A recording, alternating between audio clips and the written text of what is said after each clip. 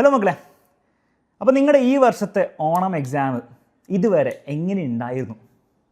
Easy ആയിട്ടുള്ള പരീക്ഷകളായിരുന്നോ, medium ആയിരുന്നോ, അല്ലെങ്കിൽ നിങ്ങളെ ബുദ്ധിമുട്ടിപ്പിക്കുന്ന ഡിഫിക്കൽട്ട് എക്സാം ആയിരുന്നോ? ഒന്ന് കമൻറ്റ് ബോക്സിൽ കമൻറ്റ് ചെയ്യാം.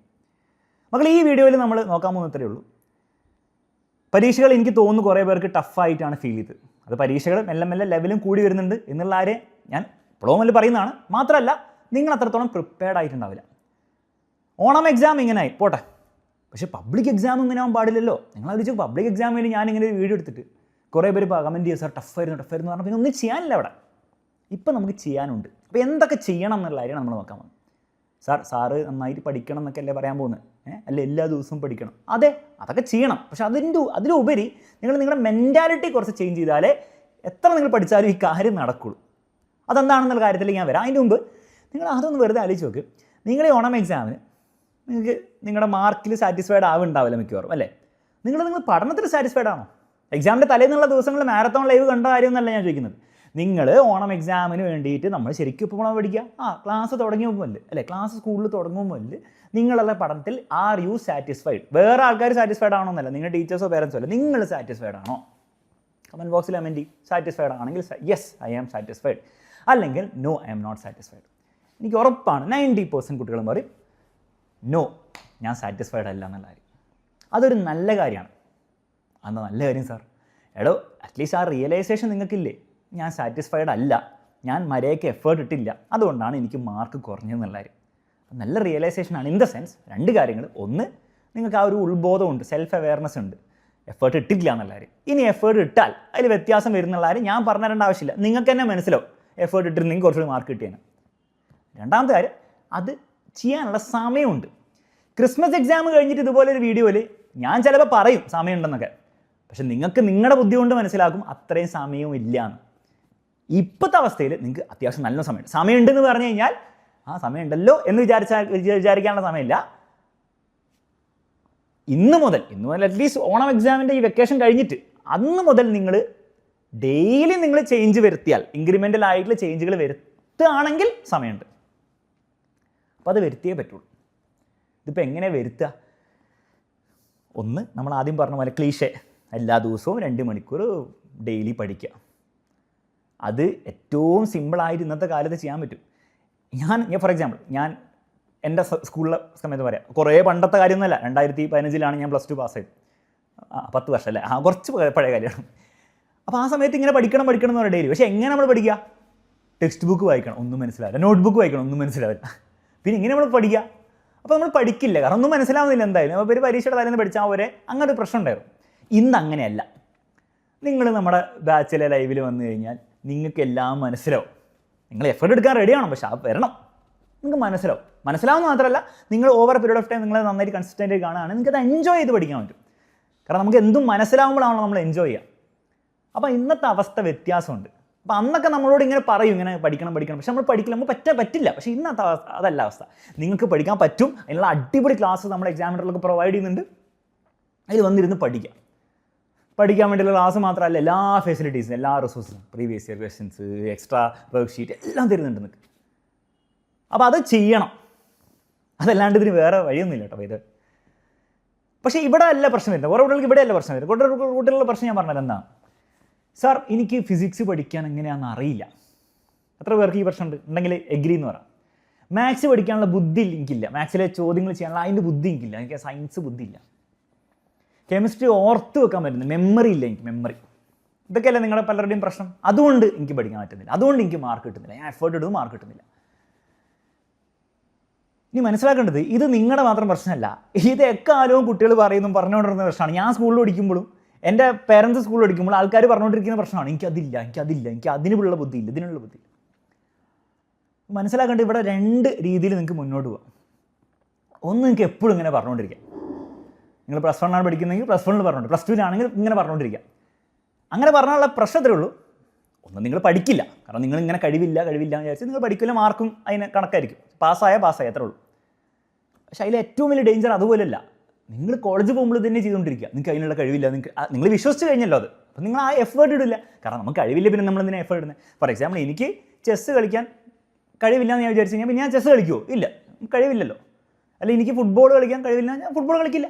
അതേപോലെ ആയിരിക്കും നിങ്ങളുടെ ലൈഫിൽ കോളേജിൽ മാത്രമല്ല നിങ്ങൾ ജോലി കയറിയാലും നിങ്ങൾ ഇതേപോലെ തന്നെ ആയിരിക്കും. എനിക്ക് കഴിവില്ല അതിങ്ങനെ കുറ്റം പറഞ്ഞുകൊണ്ടിരിക്കും. മെല്ലെ മെല്ലെ ആ ബാക്കിയുള്ളവർ കുറ്റം പറയുള്ളൂ. സൊസൈറ്റിന് കുറ്റം പറയും. സൊസൈറ്റി ഇങ്ങനെ ആയതുകൊണ്ടാണ് സൊസൈറ്റിന് കുറ്റം പറഞ്ഞുകൊണ്ടിരിക്കും. മെല്ലെ മെല്ലെ അത് എല്ലാ കാര്യത്തിലേക്കും കയറി വരും.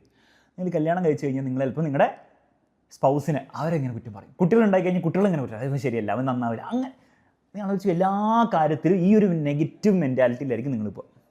ഇതൊരു ചോയ്സാണ്. ഇതൊരു ആക്ച്വലി നിങ്ങളുടെ ലൈഫിനെ എഫക്റ്റ് ചെയ്യാം. നിങ്ങൾ ആലോചിച്ച് പല ആൾക്കാരും ഇല്ലേ 10-30 വയസ്സായി ഇങ്ങനെ കുറ്റം പറഞ്ഞു നടക്കുന്ന ആൾക്കാരില്ലേ. നിങ്ങൾ അവരുടെ ഹിസ്റ്ററി നോക്കി നോക്കുക. അവർ സ്കൂളിലും അങ്ങനെ തന്നെ ആയിരിക്കും. പഠിക്കാൻ കഴിവില്ലാത്ത ആൾക്കാരൊന്നും ആയിരിക്കില്ല, പക്ഷേ സ്കൂളിൽ കുറ്റം പറിച്ചില്ലായിരിക്കും. ബാക്കിയുള്ളവരുടെ മുകളിൽ ഇതില്ല, സ്വന്തം റെസ്പോൺസിബിലിറ്റി എടുക്കില്ല. ഇതൊരു ചോയ്സ്. രണ്ടാമത്തെ ചോയ്സ് എന്ന് പറഞ്ഞു കഴിഞ്ഞാൽ നമ്മുടെ ബുദ്ധിയോ നമ്മുടെ മെമ്മറി പവറോ നമുക്ക് ഒറ്റ ദിവസം കൊണ്ട് ഇന്നും മരുന്ന് കഴിച്ചിട്ട് കൂട്ടാൻ പറ്റില്ലല്ലോ. പറ്റുമായിരുന്നെങ്കിൽ ഞാനത് നിങ്ങൾക്ക് തന്നേനെ. പക്ഷെ അത് വഴിയില്ല. പക്ഷെ എന്തിനുള്ള വഴിയുണ്ട്? എടോ, എല്ലാവർക്കും എല്ലാ കാര്യത്തിലും ഇമ്പ്രൂവ് ചെയ്യാൻ പറ്റുമോ? പറ്റും. സ്റ്റാർട്ടിങ്ങിൽ ഓരോ ആൾക്കാർ ഡിഫറൻ്റ് ആയിരിക്കും. ചിലർക്ക് ബുദ്ധി കൂടുതലായിരിക്കും ഫിസിക്സ് പഠിക്കാനുള്ള, ചിലർക്ക് മാത്സ് പഠിക്കാനുള്ള ബുദ്ധി കൂടുതലായിരിക്കും, ചിലർക്ക് ഡാൻസ് കളിക്കാനുള്ള കഴിവായിരിക്കും കൂടുതൽ, ചിലർക്ക് പാട്ട് പാടാനായിരിക്കും, ചിലർക്ക് സ്പോർട്സിൽ. അപ്പോൾ ഓരോ ആൾക്കാർക്ക് അവർ ജനിക്കുമ്പോഴും അല്ല അവരുടെ ഒരു പ്രായത്തിൽ അവരുടെ ഡിഫോൾട്ട് കഴിവ് വ്യത്യാസം ഉണ്ടാകും. പക്ഷേ ഇമ്പ്രൂവ്മെൻറ്റ് എല്ലാവർക്കും ഒരേപോലെ ഉണ്ടാക്കാൻ പറ്റുക. ഏറ്റവും നന്നായിട്ട് ഫുട്ബോൾ കളിക്കുന്ന ആൾക്കും ഏറ്റവും മോശമായിട്ട് കളിക്കുന്ന ആൾക്കും ഒരേപോലെ ഇമ്പ്രൂവ്മെൻറ്റ് ഉണ്ടാക്കാൻ പറ്റും. നല്ല കളിക്കുന്ന ആൾ ഇമ്പ്രൂവ് ചെയ്താൽ ഇപ്പോൾ അയാൾ നാഷണൽ ടീമിൽ കളിക്കാൻ പോകും. മോശം കളിക്കാൻ ഇമ്പ്രൂവ് ചെയ്ത് കഴിഞ്ഞാൽ അയാൾക്ക് ചിലപ്പോൾ എന്താണ് വല്ല സ്കൂൾ ടീമിൽ കളിക്കാൻ പറ്റുമായിരിക്കും. അത്രയും വ്യത്യാസമല്ലോ. പക്ഷേ ഇമ്പ്രൂവ് ചെയ്യാൻ പറ്റുമോ? നിങ്ങളത് ചെയ്താൽ പോരെ. നിങ്ങൾ ഫിസിക്സിൽ PhD എടുക്കാനാണോ പഠിക്കുന്നത്? നിങ്ങൾ ഒളിമ്പിയാഡിൽ മാത്സിൽ റാങ്ക് മേടിക്കാനാണോ പഠിക്കുന്നത്? അല്ല. നിങ്ങൾ എന്തിനാണ് പഠിക്കുന്നത്? +2 പരീക്ഷയിൽ മാർക്ക് വാങ്ങാനല്ലേ. അതിന് ഇമ്പ്രൂവ്മെൻറ്റ് മതി, ധാരാളം. അതിന് ഭയങ്കര ബുദ്ധി ഒന്നും വേണ്ട. ഇതിനെ വിളിക്കുന്ന പേരാണ് ഗ്രോത്ത് മൈൻഡ് സെറ്റ്. ഇതെങ്ങനെ ഇംപ്ലിമെൻറ്റ് ചെയ്യാം?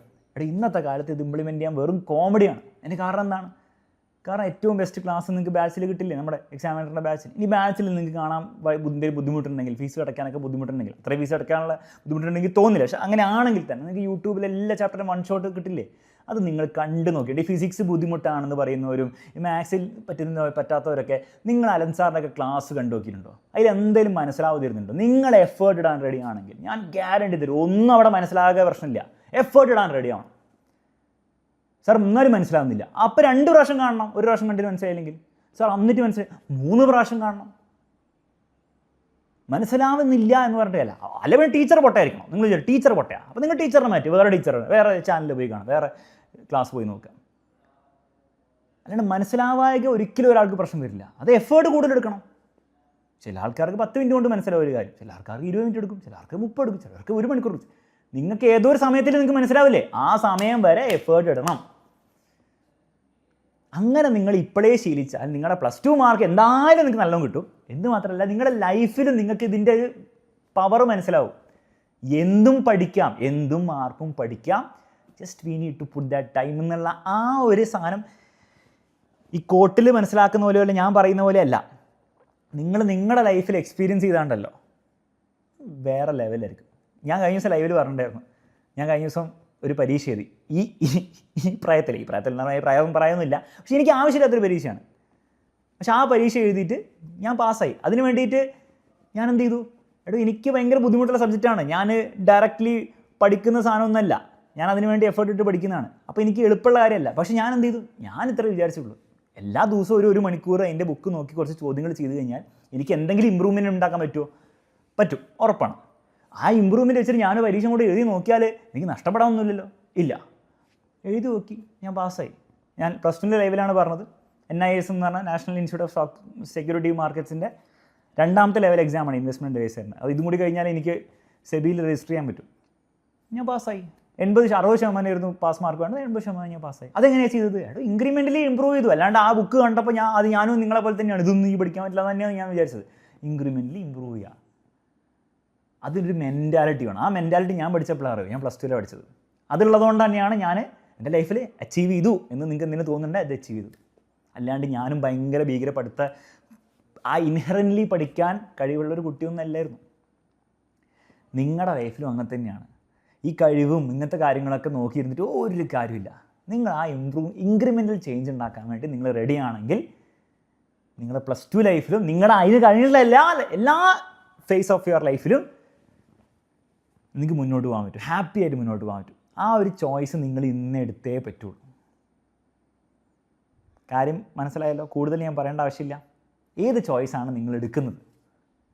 വേണേൽ കമൻറ്റ് ബോക്സിൽ കമൻറ്റ് ചെയ്തോ, കമൻറ്റ് ചെയ്തില്ലെങ്കിലും കുഴപ്പമില്ല. ആ ചോയ്സ് ഇന്ന് തീരുമാനിച്ചേ പറ്റുള്ളൂ. അത് നിങ്ങൾ തീരുമാനിച്ചാൽ അതിൻ്റെതായ വ്യത്യാസങ്ങൾ എല്ലാ രീതിയിലും, പ്ലസ് ടുവിലുള്ള മാർക്കായിക്കോട്ടെ, നിങ്ങളുടെ മൊത്തത്തിലുള്ള ഹാപ്പിനെസ് ആയിക്കോട്ടെ, ആ പ്രോഗ്രസ് കിട്ടുമ്പോഴുള്ള ആ ഒരു ഡോപ്പമിൻ ഫീലിംഗ് ആയിക്കോട്ടെ, എല്ലാം നിങ്ങൾക്ക് കിട്ടും. ഗ്യാരണ്ടി.